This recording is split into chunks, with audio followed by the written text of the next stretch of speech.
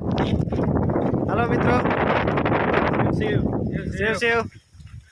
तो અમે બધા જઈ રહ્યા છીએ બોકેશ્વર મહાદેવના દર્શન કરવા। ચાલુ ચોમાસા બે દિવસના ખૂબ જ વરસાદનો માહોલ છે અને ચારે બાજુ પાણી પાણી છે। આપણો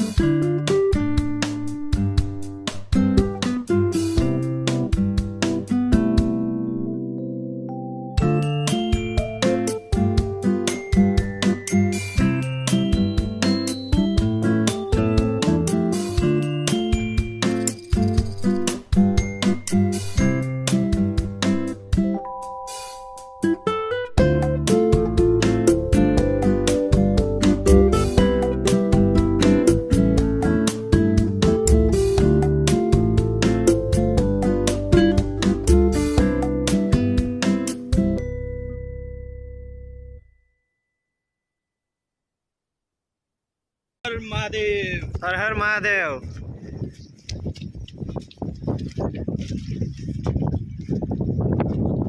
तो અમે ફાઇનલી મંદિર આગળ પહોંચી ગયા છે અને તમે બહારથી જોઈ શકો છો મંદિરનું વ્યૂ। સરસ મજાનું દિવાલ છે અને ત્યાં ઝાડવા અને સરસ મજાના બધા છે, પીલી પત્રના ઝાડવા છે, લીમડાના છે, વડલો છે, સરસ મજાનો। હા, ગમે તેટલા તમે મહાદેવને બીલીપત્ર અર્પણ કરવા હોય તો અહીંયા એ પણ સરસ વ્યવસ્થા છે। 6 થી 7 ઝાડવા રહેલા છે અને અલગ અલગ ફૂલના પણ છોડ અને ઝાડવા રહેલા છે।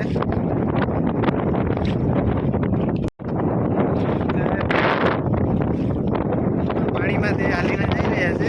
વરસાદ હમણાં જ થયેલો છે, થોડોક ગારો પણ રહેલો છે પણ રિસ્ક છે।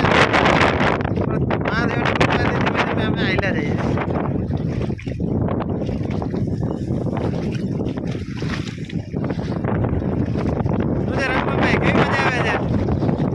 एकदम बहुत એટલે બહુ જ શાંતિ પ્રિય વાતાવરણ જેને કહીએ વરસાદ પણ બંધ થઈ ગયો છે। મહાદેવની કૃપાથી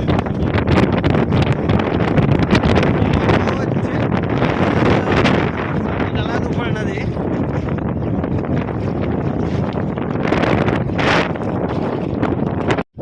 રૂપે મૂકી દે નુકસાન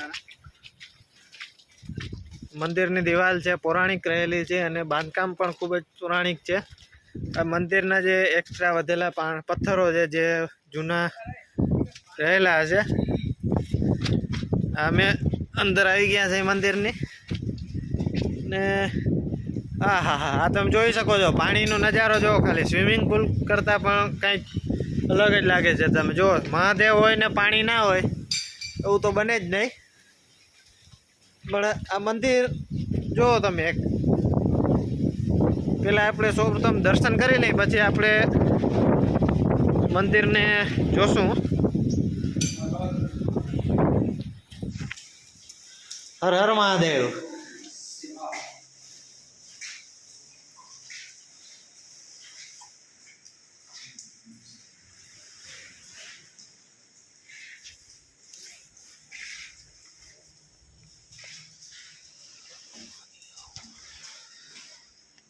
એકદમ પૌરાણિક શિવલિંગ રહેલી છે।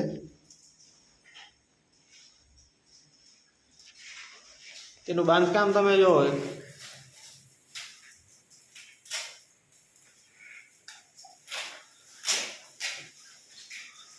અમુક લોકો કહે છે પાંડવોના વખતનું આ મંદિર છે, પાંડવો દ્વારા સ્થાપિત કરવામાં આવેલું મંદિર, બહુ જ પૌરાણિક મંદિર, પુરાતત્વ વિભાગમાં આવેલું લવરારી ગામે આવેલું મંદિર। તો રમણભાઈ જેમ કીધું એમ કે આ પાંડવોએ સ્થાપિત કરેલું મંદિર છે અને પાંડવો દ્વારા જે શિવલિંગ છે એની સ્થાપના કરવામાં આવી છે। જો ભાઈ આનું બાંધકામ આપણે જોઈએ ને તો એકદમ મિની કેદારનાથ જેવું તમે ફીલ થશે અને જોશો ને તો મંદિરને.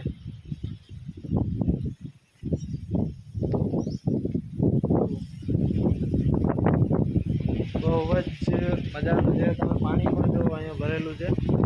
આ તો જો વરસાદમાં ભરાઈ ગયેલું છે.